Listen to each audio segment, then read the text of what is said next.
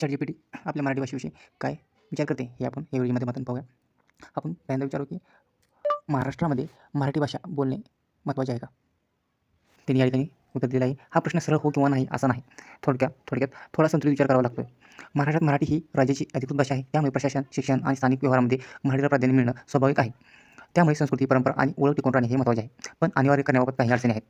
कोणत्या अडचणी आहेत हे आपण ChatGPT बघू. महाराष्ट्रात अनेक बाहेरून आलेले लोक कामासाठी राहतात. त्यांना लगेच मराठी शिकणं येणं शक्य नसतं. भारत हा बहुभाषिक देश आहे. यामुळे भाषेवर बंधन घालणं काही प्रमाणात वैयक्तिक स्वातंत्र्यावर परिणाम करू शकतं. उद्योग, IT, शिक्षण यामध्ये इंग्रजी, हिंदी यासारख्या भाषांचाही वापर गरजेचा असतो. त्यामुळे योग्य दृष्टिकोन असा असू शकतो. म्हणजे कसा मराठीला प्रोत्साहन द्यावं. उदाहरणार्थ शाळांमध्ये, सरकारी कामकाजात स्थानिकांशी संवाद साधताना मराठी शिकण्यास प्रोत्साहन द्यावं. म्हणजे मुंबईमध्ये जे करणं आहे ते या ठिकाणी योग्य आहे का? या 2 नंबरच्या वाक्यावरून पाहू शकता. पण पूर्णपणे अनिवार्य करून दंडात्मक पद्धत वापरणं टाळावं. आता मुंबईमध्ये दंडात्मक कारवाई केलेलीच नाही. थोडक्यात मराठीचा सन्मान आणि वापर वाढवणं खूप गरजेचं आहे. पण जबाबदारीपेक्षा प्रोत्साहन आणि सोयी निर्माण करणं अधिक प्रभावी ठरतं. आता या ठिकाणी दुसरा प्रश्न आहे. या ठिकाणी आपण विचारू. स्थानिकांनी मराठी भाषा शिकण्यासाठी कसे प्रोत्साहन दिले पाहिजे? त्यांचं उत्तर आहे, मराठी टिकवायची असेल तर फक्त बोलून नाही तर प्रत्यक्ष कृतीतून प्रोत्साहन द्यायला हवे. सहज आणि सन्मानाने मराठी वापरली जाईल अशी परिस्थिती तयार करणं जास्त प्रभावी ठरतं. मग आतापर्यंत सन्मानाने वागवलं होतंच की आपण बाहेरच्या परप्रांतीयांना. स्थानिक लोकांनी मराठी प्रोत्साहनासाठी काय करू शकतात? जे स्थानिक महाराष्ट्रीय आहेत त्यांनी काय केलं पाहिजे? या ठिकाणी पहिलं रोजच्या व्यवहारात मराठी वापरणं. म्हणजे या ठिकाणी जी परप्रांतीय आहेत त्यांना आपण हिंदीमध्ये न बोलता आपण आपल्या भाषेमध्ये बोललं पाहिजे. जसे की दुकान, बाजार, रिक्षा, शाळा जिथे शिकाय आहे तिथे मराठीचा संवाद सुरू करावा. समोरच्याला येत नसेल तर शांतपणे शिकवावं. हे आपलं काम आहे. म्हणजे या ठिकाणी परप्रांतीयाचं जास्त चुकतंय का आपलं जास्त चुकतंय हे जे तिनं विचार करायचा. नवीन लोकांना मदत करणे. बाहेरून आलेल्या लोकांना बेसिक मराठी शब्द म्हणजे जसे की उदाहरणार्थ पाणी, किती, धन्यवाद शिकवणं अशा जे एक शब्द आहेत ते शिकवणं. छोट्या-छोट्या गोष्टीने ते हळू शिकतात. व्यवहारात मराठी प्राधान्य. व्यवसाय करताना आपण आपल्या मराठीला प्राधान्य दिलं पाहिजे. दुकानाचे बोर्ड, मेनू, पावत्या मराठी ठेवणे. उदाहरण हॉटेल, किराणा, मेडिकल सगळीकडे मराठी दिसली तर वापर वाढतो. 4 नंबर सोशल मीडियावर मराठी कंटेंट. YouTube, Instagram, WhatsAppवर मराठी व्हिडिओ पोस्ट तयार करणे. शिक्षण, विनोद, मराठी माहिती, मराठीत आकर्षक कंटेंट असेल तर लोक बघतात. 5 नंबर मुद्दा आहे शाळामध्ये मराठीचा वापर वाढवणे. पालकांनी मुलांना मराठीत वाचन, लेखन यासाठी प्रोत्साहन द्यावं. म्हणजे आता या ठिकाणी इंग्लिश मीडियमचं फॅड आहे ते चुकीचं आहे असं ChatGPTमधून नाही. 6 नंबर सांस्कृतिक कार्यक्रम आयोजित करणे. मराठी नाटक, कविता स्पर्धा, वाचन स्पर्धा यातून भाषेची आवड वाढते. 7 नंबर मुद्दा आहे आदर आणि वागणूक देणे महत्त्वाचं. कोणी मराठी बोलू शकत नसेल तर त्याची टिंगल करू नये. उलट त्याला शिकवण्यासाठी प्रोत्साहन द्यावं. त्यामुळे लोक घाबरत नाही. 8 नंबर सरकारी योजनेचा योग्य वापर. मराठी भाषा दिन, स्थानिक कार्यक्रम, शासकीय उपक्रम यात सक्रिय सहभाग घेणे. आता एक आपण चांगला प्रश्न विचारू या ठिकाणी. जे परप्रांतीय आहेत त्या परप्रांतीय राज्यामध्ये मराठी भाषा शिकवली तर काय होईल? आता या ठिकाणी तुमचा प्रश्न इंटरेस्टिंग आहे, पण थोडा प्रॅक्टिकली विचार केला तर ही कल्पना तितकी सोपी नाही. तितकी सोपी नाही म्हणजे कशी आहे? तर या ठिकाणी बघू. इतर राज्यामध्ये परप्रांतीयांच्या राज्यात मराठी शिकवली तर काय होईल? काय चांगलं होऊ शकतं? जे काय चांगलं होऊ शकतं ते दिले मुद्दे ते बघू आपण. जे लोक महाराष्ट्रात कामासाठी येण्याचा विचार करत आहेत त्यांना बेसिक मराठी आधी येईल हे महत्त्वाचं आहे. महाराष्ट्रात आल्यावर त्यांना ॲडजस्ट व्हायला सोपं जाईल हे त्यांच्या फायद्याचं आहे. मराठी भाषेचा प्रसार इतर राज्यातही वाढेल. मराठी भाषेसाठी चांगलंच आहे. पण मोठ्या अडचणी काय अडचणी आहेत? प्रत्येक राज्याला स्वतःची भाषा असते. जशी महाराष्ट्राला आहेच. उत्तर प्रदेशमध्ये हिंदी, तमिळनाडूमध्ये तमिळ तिथे मराठी अनिवार्य का करतील? मग या ठिकाणी ते अनिवार्य करू शकत नाहीत. मग या ठिकाणी महाराष्ट्रामध्ये या ठिकाणी अनिवार्य करण्याचा काही संबंध नाही मराठी भाषा. या ठिकाणी ज्याला महाराष्ट्रामध्ये नंतर जॉबला जायचं आहे त्यांनी शिकायचं. जसे आपण बाहेर परदेशात जॉबला जायचं आहे म्हटल्यानंतर किंवा शिकायला जायचं आहे म्हटल्यानंतर आपण इंग्रजी भाषा शिकतोच की. जसे की महाराष्ट्रीयन लोकांना हिंदी भाषा येते तशी दुसऱ्या राज्यातील सुद्धा महाराष्ट्रामध्ये येत आहे. त्यामुळे महाराष्ट्रातील मराठी भाषा शिकावी असं महाराष्ट्रातील लोकांचं म्हणणं आहे. भारतात खूप भाषा आहेत. जर प्रत्येक राज्याने दुसऱ्या राज्याची भाषा शिकवायला सुरुवात केली तर सिस्टीम खूप कॉम्प्लेक्स होईल. विद्यार्थ्यावर आधीच अभ्यासाचा ताण असतो. अजून एक भाषा कंपल्सरी करणं कठीण जाईल. या ठिकाणी कंपल्सरी करणं काय गरजेचंच नाही. ज्याला येतं त्यांना फक्त करायचं. यासाठी केंद्र आणि राज्य सरकारची मोठी धोरणात्मक तयारी लागेल जी प्रॅक्टिकली अवघड आहे. मग योग्य मार्ग काय असू शकतो? आता यामध्ये काय योग्य मार्ग आहे? ChatGPTने आपल्याला काय दिलं? महाराष्ट्रात येणाऱ्यासाठी basic Marathi course online, offline उपलब्ध करून देणे. ठीक आहे. कंपन्या, कारखाने, IT सेक्टरमध्ये एम्प्लॉईजसाठी शॉर्ट मराठी ट्रेनिंग देणे. YouTube ॲप, शॉर्ट व्हिडिओमधून लर्न मराठी कंटेंट तयार करणे. इच्छुकांसाठी इतर राज्यामध्ये ऑप्शनल म्हणजे ऐच्छिक मराठी क्लासेस ठेवणे.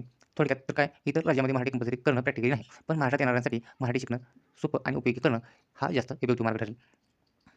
परप्रांतीय राज्यातून महाराष्ट्रामध्ये येणाऱ्या लोकांची यादी द्या. त्यामध्ये साधारणपणे महाराष्ट्रात जास्त येणारे लोक येणारे कोणते आहेत? सर्वात जास्त उत्तर प्रदेश म्हणजे UP, 2 number Bihar, 3 number Rajasthan, 4 number Madhya Pradesh, 5 number Gujarat, 6 number Karnataka, 7 number Andhra Pradesh म्हणजे तेलंगणा दोन्ही मिळून. काय येतात जास्त लोक? तर या ठिकाणी मुंबई, पुणे, नाशिक, नागपूर यासारख्या शहरात रोजगाराची संधी जास्त. उद्योग, बांधकाम, IT सेवा क्षेत्रात मोठी मागणी. शिक्षणासाठी चांगल्या संस्था. कोणत्या क्षेत्रात जास्त काम आहे? तर या ठिकाणी बांधकाम, hotel, restaurant, factory industry, ITI, services विशेष पुणे आणि मुंबई या ठिकाणी आहेत. ज्या राज्यातून लोक येतात त्या राज्यामध्ये राहण्याची व त्यांना रोजगाराची संधी का उपलब्ध होत नाहीत? आता याला मुख्य कारण दिले रोजगारांची संधी कमी असणे. काही राज्यात उद्योग, कंपनी, IT सेक्टर कमी आहेत. उदाहरणार्थ बिहार आणि उत्तर प्रदेशच्या अनेक भागात मोठ्या प्रमाणात फॅक्टरीज किंवा कॉर्पोरेट जॉब्स कमी आहेत. शेतीवर जास्त अवलंबून अर्थव्यवस्था. शेतीवर लोकसंख्या जास्त अवलंबून, पण शेतीत उत्पन्न अनिश्चित, पाऊस, बाजारभाव यावर अवलंबून, त्यामुळे लोक शहराकडे वळतात. शिक्षण आणि स्किल, चांगल्या दर्जाचं शिक्षण आणि स्किल ट्रेनिंगच्या संधी कमी, त्यामुळे हाय पेइंग जॉब मिळणं कठीण. मग लोक अशा ठिकाणी जातात जिथे स्किल वापरता येईल. उदाहरण पुणे, मुंबई. औद्योगिक विकासात असमतोल. काही राज्य महाराष्ट्र, गुजरात, कर्नाटक खूप इंडस्ट्रियलाइज्ड, काही राज्य अजूनही डेव्हलप्ड स्टेजमध्ये, त्यामुळे जॉब या ठिकाणी कॉन्सन्ट्रेट होतात. पायाभूत सुविधा कमी, सरकारी धोरणं आणि अंमलबजावणी असे आहेत. यावर उपाय काय आहेत? मग उपाय सुचवलेत या ठिकाणी ChatGPTनं. त्या राज्यामध्ये इंडस्ट्रीज उभारणे, स्किल डेव्हलप प्रोग्राम वाढवणे, लोकल म्हणजे स्वतःचा व्यवसाय प्रोत्साहन देणे, इन्फ्रास्ट्रक्चर सुधारणे, सरकारने इन्व्हेस्टमेंट अट्रॅक्ट करण्यावर भर देणे. आतापर्यंत ज्या त्या राज्याने हे उपाय का राबवले गेले नाहीत? लोकसंख्या आणि मर्यादित संसाधने. UP, बिहार राज्यात लोकसंख्या खूप मोठी आहे. सगळ्यांना रोजगार देण्यासाठी प्रचंड गुंतवणूक आणि वेळ लागतो. औद्योगिक गुंतवणूक आकर्षित करणं कठीण. धोरणं उचित अंमलबजावणी, ही धोरण योग्य नाही आणि अंमलबजावणी होत नाही. शिक्षण आणि स्किल डेव्हलपमेंटमध्ये उशीर होतो. राजकीय प्राधान्यक्रम, ऐतिहासिक असमतोल राहतो तिथं. महत्त्वाची गोष्ट काय या ठिकाणी, हे म्हणणं पूर्णपणे बरोबर नाही की सरकार काहीच करत नाही. अनेक राज्यात आता industrial corridors, highway, skill program सुरू आहेत, पण त्याचे रिझल्ट दिसायला 5 ते 10 वर्षे लागू शकतात. थोडक्यात समस्या काय, तर या ठिकाणी समस्या मोठी आहे, उपाय आहेत, पण अंमलबजावणी, वेळ आणि संसाधनं यामुळे बदल हळूहळू दिसतो. मग या ठिकाणी अजून एक प्रश्न विचारू आपण की सरकार काहीच करत नाही, यावर विचारूया आपण. महाराष्ट्रातील मुलेच बेरोजगारीमध्ये जास्त आहेत, मग त्यांचे काय करायचे? स्किल बेस्ड शिक्षणावर भर, स्थानिकांना प्राधान्य, म्हणजे या ठिकाणी स्थानिकांना प्राधान्य दिलं पाहिजे असे ChatGPT म्हणणं आहे. स्किल बेस्ड, म्हणजे स्किल बेस्ड शिक्षण पाहिजे, तर बाहेरच्या राज्यामध्ये स्किल बेस्ड शिक्षण लागू होऊ शकत नाही. पहिल्यांदा लघु उद्योग आणि स्टार्टअप वाढवणे. आता दुसऱ्याही राज्यामध्ये लघु उद्योग स्थापन करू शकतात, स्टार्टअप वाढवू शकतो. मग तिथं नाही आले तर इथं सुद्धा रोजगाराची संधी उपलब्ध होऊ शकतील. ग्रामीण भागात उद्योग नेणे, पुणे मुंबईत जे उद्योग आहेत ते ग्रामीण भागात असे म्हणायचे. ChatGPT सरकारी भरती आणि पारदर्शकता, म्हणजे सरकारी भरती वेळेवर भरती प्रक्रिया, मेरिट बेस्ड सिलेक्शन, यामुळे युवकांचा विश्वास वाढतो. ही सरकारी भरती वेळेवर होत नाही असं म्हणणं ChatGPT, आणि पारदर्शकता या सरकारी नोकरीमध्ये नाही असं ChatGPTचं म्हणणं आहे. करिअर गायडन्स आणि अवेअरनेस, कारण लोक कोणत्या क्षेत्रात संधी आहे ते माहीत नसतं. योग्य मार्गदर्शन मिळालं तर डायरेक्शन बदलू शकतो. डिजिटल आणि ऑनलाईन कामाची संधी करून देणं. महत्त्वाचा मुद्दा, बेरोजगारी फक्त लोक जास्त आहेत म्हणून वाढत नाही, तर स्किल वर्सेस जॉब डिमांड मिसमॅचमुळे जास्त वाढतो.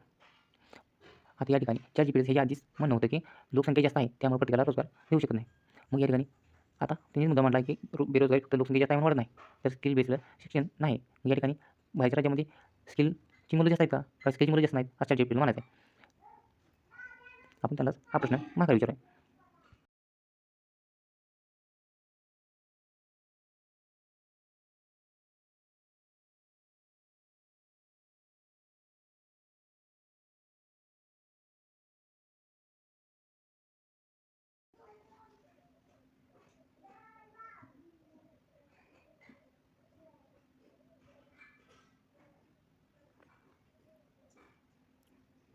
सगळ्यांची स्किल हाय असतात असं नाही, पण अनेक जण कामाशी जुळवून घेण्यात मजबूत असतात. म्हणजे महाराष्ट्रीयन कामाशी जुळवून घेण्यात मजबूत नाहीत का?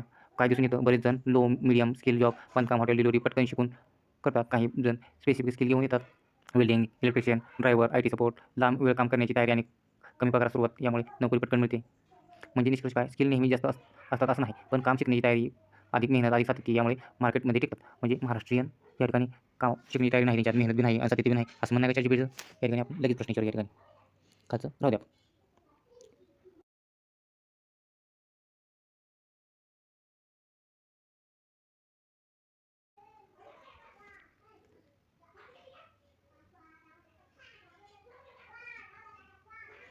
बघा आता ChatGPT काय म्हणते, नाही असं काही सरसकट म्हणणं नाही, मराठी मुलं मेहनत करत नाहीत, हा निष्कर्ष चुकीचा आणि अन्यायकारक आहे. बरं ठीक आहे, खरं चित्र थोडं वेगळं आहे. मेहनत वर्सेस संधी, ऑपॉर्च्युनिटी. महाराष्ट्रात अनेक युवक मेहनती आहेत. शेती, स्पर्धा परीक्षा, छोटे व्यवसाय, नोकऱ्या, सगळीकडे ते काम करतात, पण कधी योग्य नोकरी, योग्य वेतन न मिळाल्यामुळे ते काम बदलतात किंवा थांबतात. हे मेहनत नाही असं नाही. काम निवडण्याची मानसिकता, काही युवक स्पेसिफिक टाईप जॉब, उदाहरणार्थ ऑफिस जॉब शिकतात, त्यामुळे काही लेबर टाईप जॉब ते टाळतात, तर बाहेरून आलेले लोक ते काम लगेच स्वीकारतात. याला आवड आणण्यापेक्षा कारणीभूत असतात, आळस नाही. कौशल्य, स्किल, डिग्री आहे, पण इंडस्ट्रीयलला लागणारी स्किल वेगळी, त्यामुळे जॉब मिळायला उशीर होतो. हे सिस्टीम इश्यू आहे, व्यक्तीचा दोष नाही, म्हणजे सिस्टीमचा दोष आहे. यामध्ये विद्यार्थ्यांचा किंवा तरुणांचा काही दोष नाही. वेतन आणि कामासाठी, काही कामामध्ये पगार कमी, कामाचे तास जास्त, यामुळे स्थानिक युवक ते टाळतात, बाहेरून आलेले लोक सुरुवातीला ते स्वीकारतात. सातत्याचा प्रश्न, सातत्य काही लोकांमध्ये कमी असू शकतं, पण ते महाराष्ट्रातच नाही.